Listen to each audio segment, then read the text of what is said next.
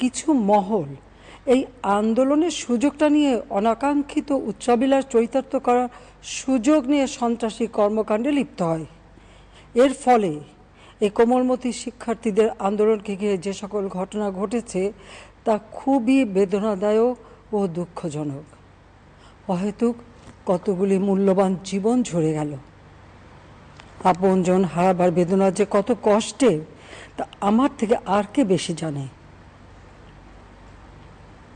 অত্যন্ত পরিতাপের বিষয় হলো কিছু মহল এই আন্দোলনের সুযোগটা নিয়ে অনাকাঙ্ক্ষিত উচ্চাবিলাস চরিতার্থ করার সুযোগ নিয়ে সন্ত্রাসী কর্মকাণ্ডে লিপ্ত হয়।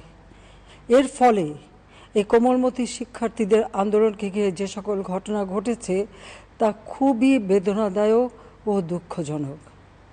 অহেতুক কতগুলি মূল্যবান জীবন ঝরে গেল। আপনজন হারাবার বেদনা যে কত কষ্টের তা আমার থেকে আর কে বেশি জানে। যারা মৃত্যুবরণ করেছে তাদের আত্মার মাগফিরাত কামনা করছি। পরিবারের সদস্যদের প্রতি গভীর সমবেদনা জানাচ্ছি। আমি প্রতিটি হত্যাকাণ্ডের নিন্দা জানাই। যে সকল ঘটনা ঘটেছে তা কখনোই কাম্য ছিল না। চট্টগ্রামে সন্ত্রাসীরা বহুতল ভবনের ছাদ থেকে ছাত্রদের হত্যার উদ্দেশ্যে নির্মমভাবে নিচে ছুঁড়ে ফেলে দিয়েছে। অনেক ছাত্রের হাত পায়ের রগ কেটে দেয়, তাদের উপর লাঠি পেটা ও ধারালো অস্ত্র দ্বারা আঘাত করে। একজন মৃত্যুবরণ করেছে, অনেকে মৃত্যুর সাথে পাঞ্জা লড়ছে। ঢাকা, রংপুর এবং রাজশাহী বিশ্ববিদ্যালয়ের উপাচার্যের বাসভবন ও ছাত্রছাত্রীদের আবাসিক হলে অগ্নিসংযোগ ও ভাঙচুর করা হয়। সাধারণ পথচারী, দোকানিদের আক্রমণ, এমনকি রোগীবাহী অ্যাম্বুলেন্স চলাচলে বাধা প্রদান করা হয়।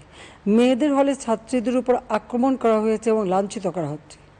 আবাসিক হলে প্রবোজদের হুমকি দেওয়া হয় এবং আক্রমণ করা হয়েছে। শিক্ষকদের উপর চড়াও হয়ে তাদের গায়ে হাত তোলা হয়েছে। আমি বিশ্বাস করি যারা কোটা সংস্কার আন্দোলনে জড়িত তাদের সাথে এই সকল সন্ত্রাসীদের কোনো সম্পর্ক নেই, বরং সন্ত্রাসীরা এদের মধ্যে ঢুকে সংঘাত ও নৈরাজ্যকর পরিস্থিতির সৃষ্টি করছে। এই ধরনের ঘটনার সঙ্গে যারা জড়িত তাদের চিহ্নিত করে উপযুক্ত শাস্তির ব্যবস্থা করা হবে। যারা হত্যাকাণ্ডের শিকার হয়েছে তাদের পরিবারের জন্য জীবন জীবিকা নির্বাহের ক্ষেত্রে যে সহযোগিতা দরকার তা আমি করব। আমি দ্ব্যর্থহীনভাবে ঘোষণা করছি, যারা হত্যাকাণ্ড, লুটপাট ও সন্ত্রাসী কর্মকাণ্ড চালিয়েছে এরা যেই হোক না কেন তারা যেন উপযুক্ত শাস্তি পায় সে ব্যবস্থা নেওয়া হবে।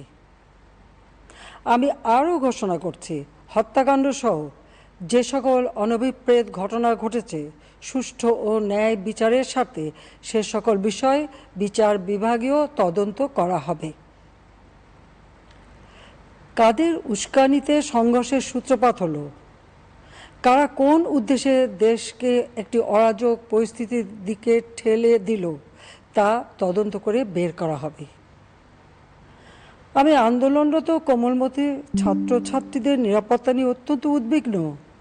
এই সন্ত্রাসীরা যে কোনো সময় সংঘাতের পরিবেশ তৈরি করে তাদের ক্ষতি সাধন করতে পারে।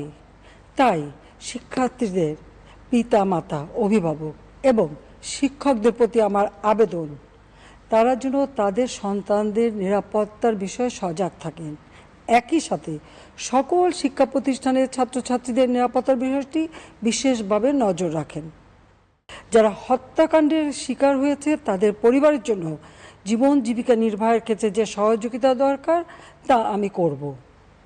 আমি দ্ব্যর্থহীনভাবে ঘোষণা করছি, যারা হত্যাকাণ্ড, লুটপাট ও সন্ত্রাসী কর্মকাণ্ড চালিয়েছে এরা যেই হোক না কেন তারা যেন উপযুক্ত শাস্তি পায় সে ব্যবস্থা নেওয়া হবে। আমি আরও ঘোষণা করছি, হত্যাকাণ্ড সহ যে সকল অনভিপ্রেত ঘটনা ঘটেছে সুষ্ঠু ও ন্যায় বিচারের স্বার্থে সে সকল বিষয়ে বিচার বিভাগীয় তদন্ত করা হবে। কাদের উস্কানিতে সংঘর্ষের সূত্রপাত হলো, কারা কোন উদ্দেশ্যে দেশকে একটি অরাজক পরিস্থিতির দিকে ঠেলে দিল তা তদন্ত করে বের করা হবে। আমি আন্দোলনরত কোমলমতি ছাত্রছাত্রীদের নিরাপত্তা নিয়ে অত্যন্ত উদ্বিগ্ন। এই সন্ত্রাসীরা যে কোনো সময় সংঘাতের পরিবেশ তৈরি করে তাদের ক্ষতি সাধন করতে পারে। তাই শিক্ষার্থীদের পিতা মাতা, অভিভাবক এবং শিক্ষকদের প্রতি আমার আবেদন, তারা যেন তাদের সন্তানদের নিরাপত্তার বিষয়ে সজাগ থাকেন। একই সাথে সকল শিক্ষা প্রতিষ্ঠানের ছাত্রছাত্রীদের নিরাপত্তার বিষয়টি বিশেষভাবে নজর রাখেন। সরকার হাইকোর্টের রায়ের বিরুদ্ধে সর্বোচ্চ আদালতে আপিল করেছে।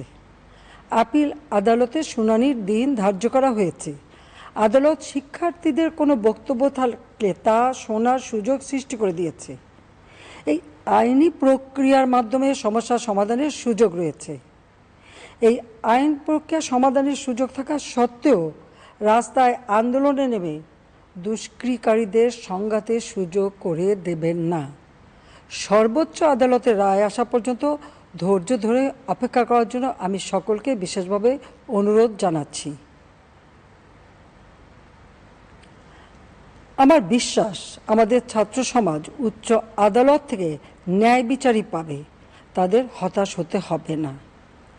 ইনশাল্লাহ মুক্তিযুদ্ধের চেতনায় আমাদের প্রিয় মাতৃভূমিকে সকলের সহযোগিতায় স্মার্ট বাংলাদেশ হিসেবে গড়ে তুলব।